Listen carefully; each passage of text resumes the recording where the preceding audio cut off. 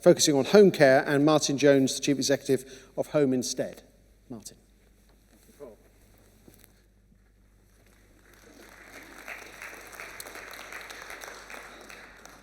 Good afternoon, everyone.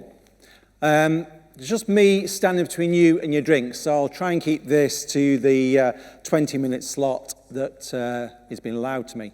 So really I'm talking about homestead care and obviously being a citizen-centred care, which is the basis of this conference. I'm also a board director of the TSA, and I think it's been absolutely incredible, some of the conversations I've heard just through today. I mean, Helen summed it up in terms of we need to innovate, we need to collaborate to actually change the narrative, to change how this sector is perceived. Because, as you can see on your left in terms of the dark blue segments, is really signifying how we've got an ageing population. We all know about the age wave. We all know, if you look at Japan, I was in Helsinki a few months ago, talking to leaders and from Japan, and they are 10, 15 years ahead of us in terms of dealing with that, the issues of that ageing population and how they're trying to tackle it and how they're trying to use technology to tackle that. My presentation is really a bit about how Homestead's trying to do that and how we've used our culture and our values and our leadership, just to pick on what Helen and Martin talked about just then, to change the narrative. Because from our perspective, 71% of seniors want to live at home.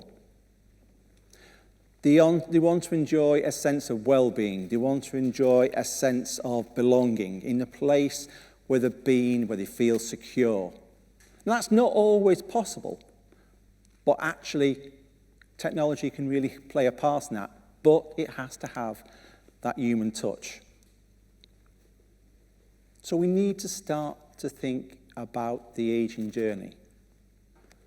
We need to start to think, well, how are we going to approach this? And I think this is where this conference is just the start. I was talking to Paul and Alison last night and some of the fellow board members that we've got a fantastic opportunity before us in terms of the collaboration of not just the people within this conference over the next 2 days, celebrating the awards tonight, but actually reaching out into other sectors who are innovating.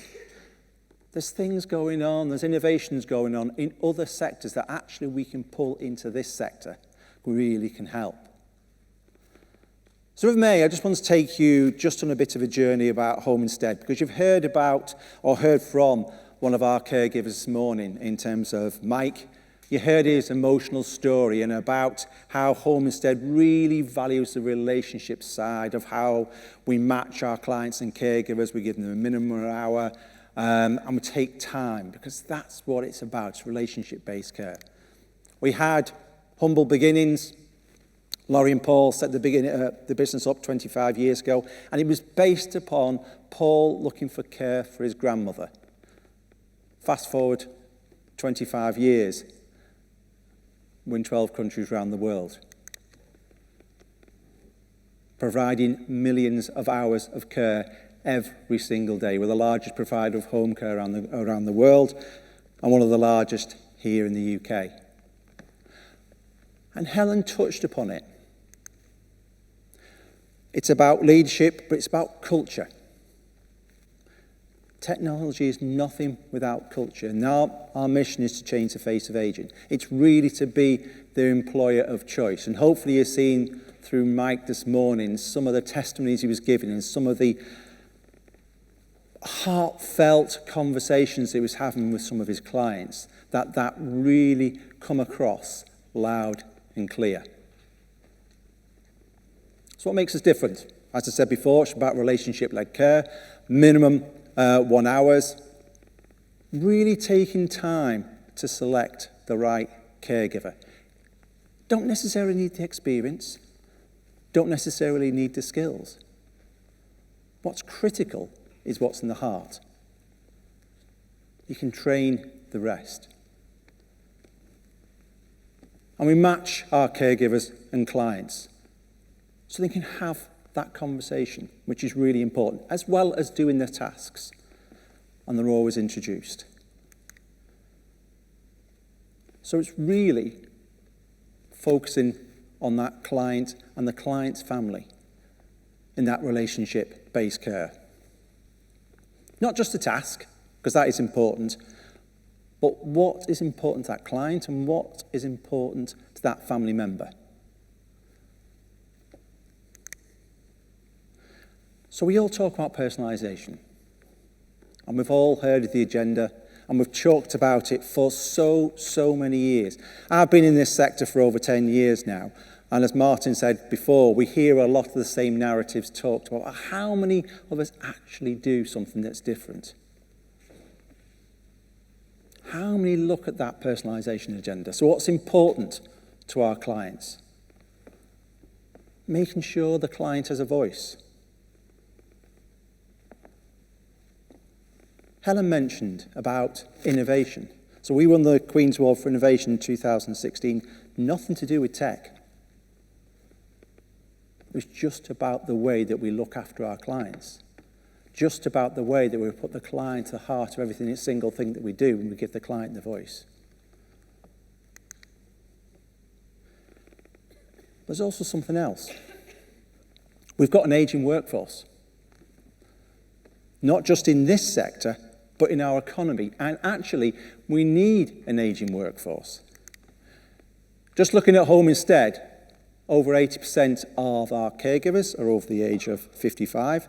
I've got Jean, one of my oldest caregivers in Sheffield. She's 85, looking after a client who's 69. Now, some people will need to work longer, but most people will want to work longer. So businesses in all sectors, but particularly this sector, we need to adapt. So what place can technology have in that journey?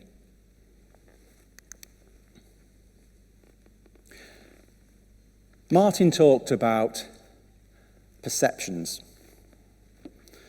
We've heard about and we've seen the Panorama programme time and time again. And that's important. I'm not going to dismiss what's out there. And as Helen said, these things are going on right here, right now, in some care home, nursing home, or unfortunately, provider of care at home.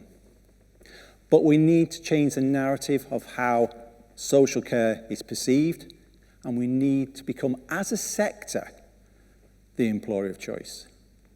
Not different people within the sector working in isolation, start coming together. And that's where TSA can really take the high ground and play a pivotal role in actually placing social care right at the heart of the health and social care agenda.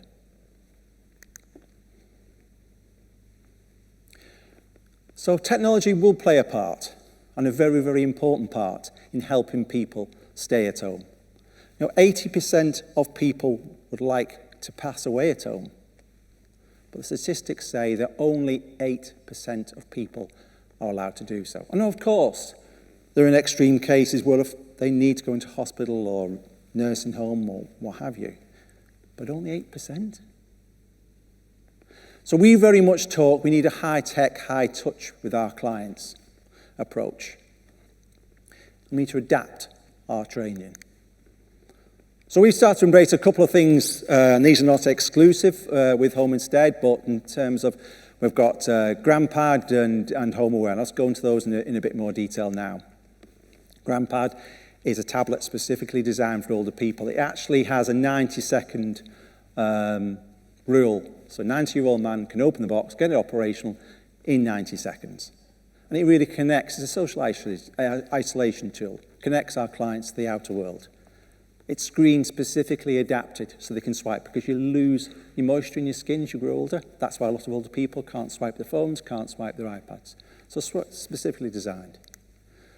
Home Aware, so it's really AI-led, combines multiple sensors around the home. And what really makes this quite different, and just to think of a unique case which happened in our office on the Wirral, that we had these sensors and we were looking at some of the data presenting, and we'd looked after this client for over 2 years, and she was suffering from dementia.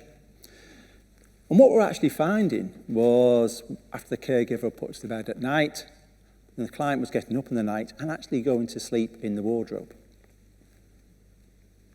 Now, if this technology wasn't in there, we couldn't have done that. And we couldn't have changed the care plan. We couldn't have changed the outcomes for that client, which is absolutely key critical.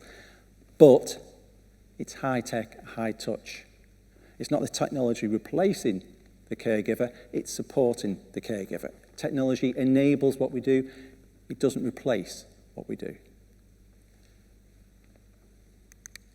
So we've also looked at it from our caregiver's perspective. So we have virtual reality training. We've developed this training platform, and it's about frailty. So it's really difficult if you are speaking to someone who's never worked in social care. How can you train what it's like to be an older person? Very, very difficult in a classroom setting. You can go through different worksheets and shadow sessions and what have you, but to put the virtual reality goggles on, to feel what it's like to be frail. When the doorbell rings, when the phone's going, when someone's banging at the door, that gives them a real appreciation, the caregiver a real appreciation of what it's like. And that is high tech, high touch. That's really making a difference. That's innovating, going back to what Helen meant before in terms of how can we use what's out there and adapt it to support what we do. We've also developed this across global care report in terms of about relationship-based home care is the way forward in terms of actually supporting the clients to live well in their own home for as long as they possibly can.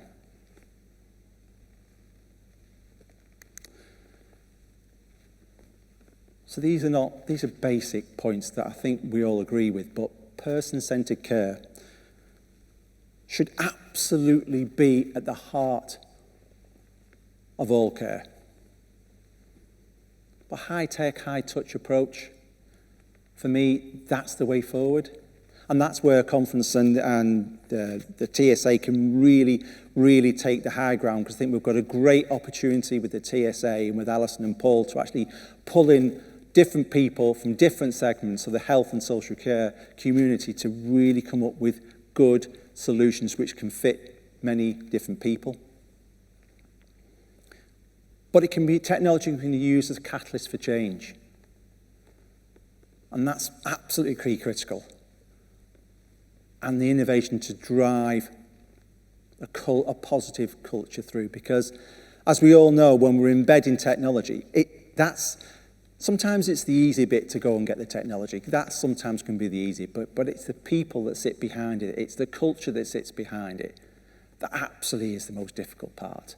To get people bought into, well, why are we going to embrace this technology? What's different about this technology than the one we had before? Well, that's where the culture comes in. And I'm always speaking to the converted in the crowd here in terms of that's why we do it. You know, I came to this sector because I was a family carer for my dad. Having to wash, bathe, clean him 4 times a day. And as Michael said this morning, there's something special about what we do. And that's where technology can enable to embrace that. You know, in the social care sector, we've got 100,000 caregivers, gaps, shortage across the whole UK as we stand here today. That is only going to get worse. And that's where technology can come in.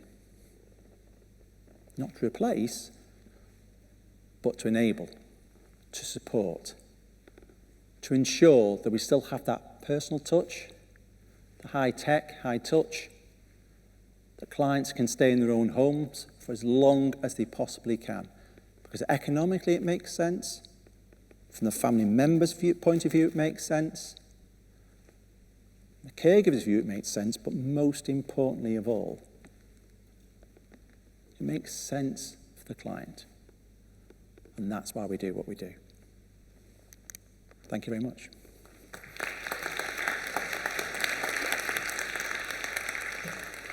Can I go? Oh. One of the themes we've had throughout today has been changing culture. And I'd be interested to get your view and just sort of brief couple of tips and tricks and thoughts for this audience about how we can play as a sector a part in helping some of the organisations we're working with on those cultural change journeys that they need to make, because it's not just about process, it's about the attitudes as well. Yeah, I think it's changing the cultures is always a very difficult topic, in the sense of we have to get people bought into the common mission. We have to get people bought into the why we're trying to change the culture. We've all worked, I'm sure, in the past for big corporate organisations that may put new culture and values up on a wall and expect everyone to change overnight. It's not about what you put on the wall. It comes back to what Helen was saying before. It really comes back to leadership, and it really comes back to the people who lead these organisations, walking the walk every day. You cast a long shadow as a leader, but beware the shadow you cast, and it's really, really important that actually for culture to change, it's got to change with us. And I think that's where the TSA could really take that high ground in terms of this is the why, and this is, I'm getting a group of people together in terms of changing that culture. So I think it's the right people and actually having that common purpose and common values that's really important. Thank you very much indeed, Martin, for your presentation. Thank you.